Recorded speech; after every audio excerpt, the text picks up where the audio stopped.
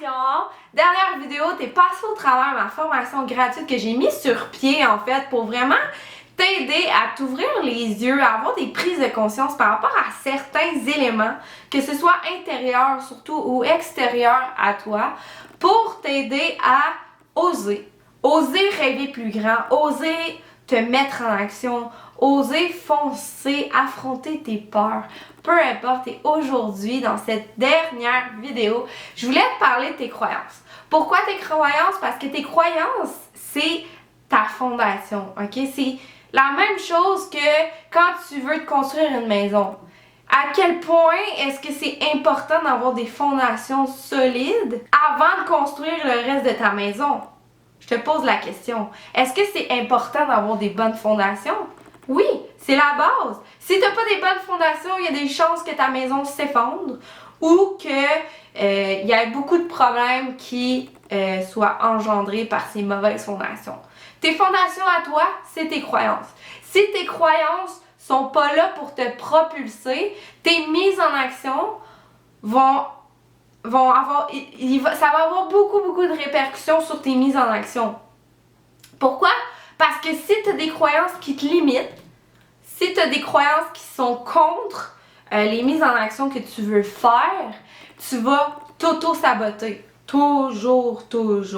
Puis je te donne un exemple, ok? J'ai découvert il y a quelques années que j'avais une croyance vraiment ancrée au fond de moi que j'en valais pas la peine.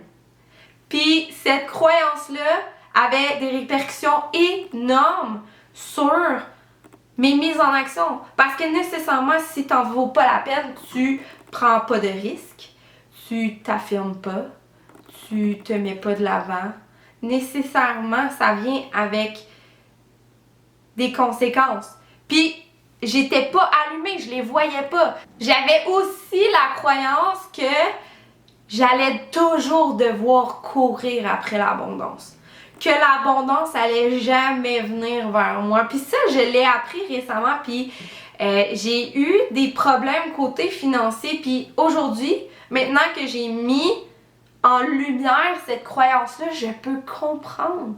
Puis je comprends aussi d'où ce qu'elle vient. Parce que les croyances viennent pas de nulle part. C'est quelque chose que quelqu'un te dit puis que tu as adhéré à.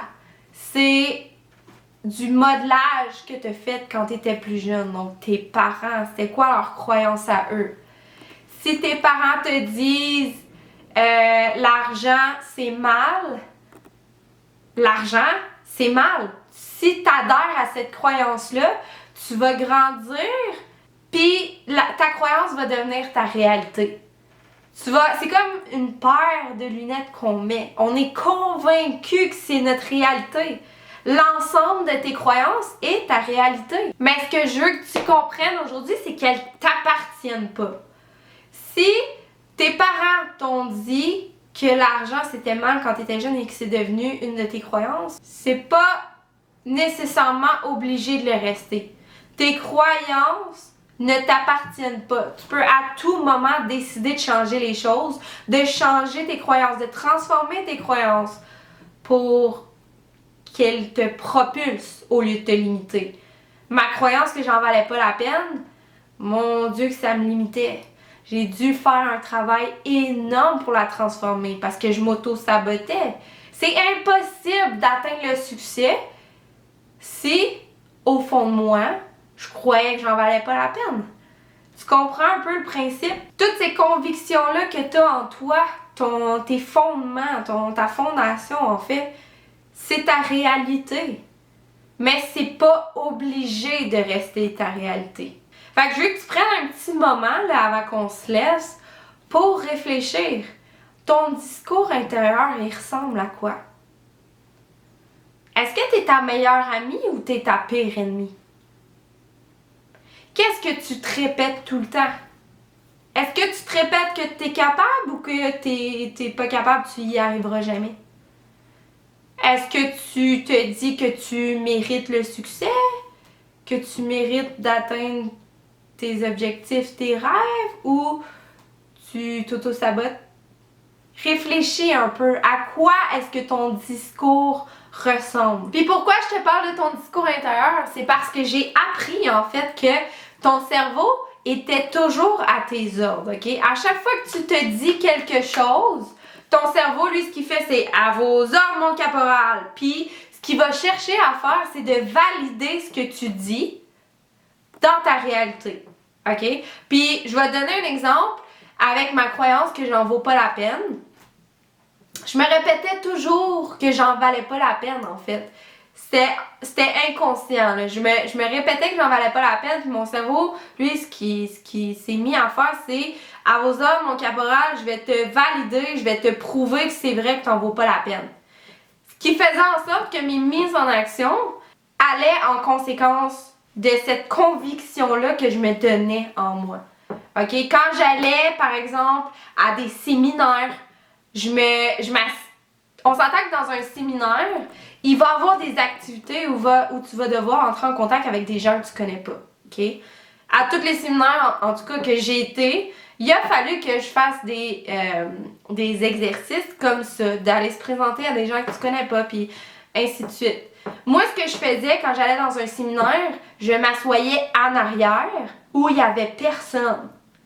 Je rentrais dans la salle, puis j'allais pas en avant, j'allais pas m'asseoir à côté de d'autres personnes que je connaissais pas. Non, je m'assoyais en arrière où il y avait personne. Puis là, ce qui arrivait, ben, le moment où je devais entrer en contact avec d'autres personnes, ben, je me tournais de bord, puis il y avait personne autour de moi. Boum! Je validais ma croyance que j'en valais pas la peine. S'il y a personne autour de moi, c'est parce que je dois pas en valoir la peine. Mais c'est moi qui s'est mis littéralement dans cette situation-là. C'est moi-même, là. Puis j'allais valider. C'est la même chose. Tes croyances, ce que tu dis à l'intérieur de toi, tu vas toujours chercher à aller la valider pour t'assurer de rester convaincu que c'est ta réalité. Tu regardes ta réalité avec une paire de lunettes, OK? Moi, ma réalité est pas pareille que la tienne parce qu'on a chacune notre paire de lunettes. Fait qu'elle ressemble à quoi ta paire de lunettes? Est-ce que c'est une paire de lunettes qui te propulse au sommet ou qui t'écrase bien raide au plus profond de la planète Terre? Je veux vraiment que tu prennes le temps de réfléchir parce qu'il y a 4 étapes pour réussir à te libérer des croyances qui te limitent, de transformer ces croyances-là pour qu'elles te propulsent. Et la première étape, c'est la prise de conscience. Donc, il faut que tu réfléchisses à qu'est-ce qui se passe à l'intérieur de toi. Il faut que tu t'ouvres les yeux justement à qu'est-ce qui se passe. La deuxième étape du processus de libération, c'est la compréhension. Quand j'ai réalisé, quand j'ai eu ma prise de conscience que j'avais cette croyance-là, mon Dieu, que tout faisait du sens. Je comprenais maintenant pourquoi j'avais de la misère à m'exprimer. Je comprenais pourquoi j'étais jamais la personne qui prenait le lead. Je comprenais pourquoi j'arrivais pas à entrer en contact avec des nouvelles personnes que je connaissais pas. Puis cette compréhension-là, de comprendre, de voir et de comprendre ma situation, mon Dieu que ça m'a apaisée. J'ai pu comprendre que j'allais réussir à changer les choses. Parce que la troisième étape, c'est la dissociation. Tes croyances ne t'appartiennent pas. C'est pas parce que c'est ta réalité présentement que c'est obligé de rester ta réalité à tout jamais. Tes lunettes, tu peux les changer. Donc, dissocie-toi de cette croyance-là. Elle t'appartient pas. Dissocie-toi de cette petite voix-là qui est tout le temps méchante envers toi. Crée-en une positive. Ramène-toi toujours à ça. Rappelle-toi-le parce que ton cerveau va vouloir oublier. Ton cerveau va vouloir aller revalider constamment tes anciennes croyances puis te ramener dans tes anciens patterns. Donc, rappelle-toi toujours tes prises de conscience.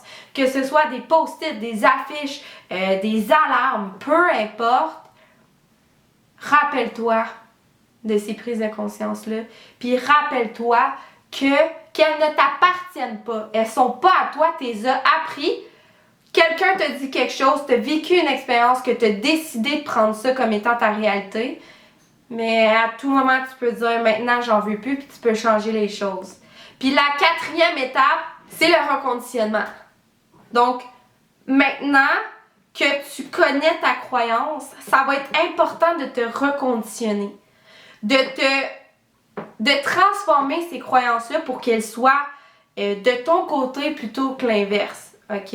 Un élément que je veux que tu gardes en tête quand tu vas le faire, en fait, la première étape, ça va être de trouver des croyances qui vont, c'est de les transformer. À l'écrit, là, prends tes croyances puis transforme-les. Donc, ma croyance que j'en vaux pas la peine, je peux la transformer en je suis quelqu'un de valeur, je vaux la peine d'être entendu, je mérite le succès. Peu importe, quelque chose comme ça. Et après, ça va être important de te le répéter, puis de te le répéter, puis de te le répéter parce que ta nouvelle croyance, comment ton cerveau va réagir, c'est qu'il va dire « à vos ordres, mon caporal », puis il va aller chercher des situations où ce qu'il va pouvoir valider cette nouvelle croyance-là. Est-ce que ça se fait en une shot? Non, c'est un travail de répétition que tu vas devoir faire. Répète-toi tes nouvelles affirmations, puis même, si tu y crois pas au début, ton cerveau va chercher à aller le valider. Fait qu'un jour après l'autre, tu vas te rendre compte que tes mises en action vont changer peu à peu. Tu vas te rendre compte que tu vas te créer une nouvelle réalité avec cette nouvelle croyance-là qui est en train de prendre place au fond de toi, puis que tes anciennes croyances vont s'en aller. Puis je te le garantis que plus tes croyances se propulsent, plus tu vas aller atteindre le succès, plus tu vas arrêter de t'auto-saboter puis d'être négatif envers toi-même puis de te taper sa tête. C'est pas une réalité qui est positive pour toi, c'est pas une réalité qui peut te rendre heureux. Donc, fais ça, travaille tes croyances, travaille ta fondation parce que quand ta fondation est solide, tout le reste peut être solide aussi. Fait que je te laisse là-dessus. Si tu as aimé ce que je t'ai apporté, si tu as vu de la valeur en mes enseignements, si tu veux aller voir comment je peux t'aider, comment je peux t'accompagner dans tes mises en action, dans cette fondation-là que tu as en toi pour réussir à augmenter ta confiance en toi, puis d'affronter tes peurs pour vraiment réussir à réaliser tes projets, réussir à réaliser tes rêves, mais surtout oser rêver plus grand, ben clique sur le petit bouton en dessous pour qu'on puisse avoir une belle séance découverte ensemble. Puis sinon, je te prévois tout le succès du monde et on se revoit nécessairement bientôt. Merci beaucoup pour ton temps, merci beaucoup pour ton ouverture d'esprit et à la prochaine. Bye!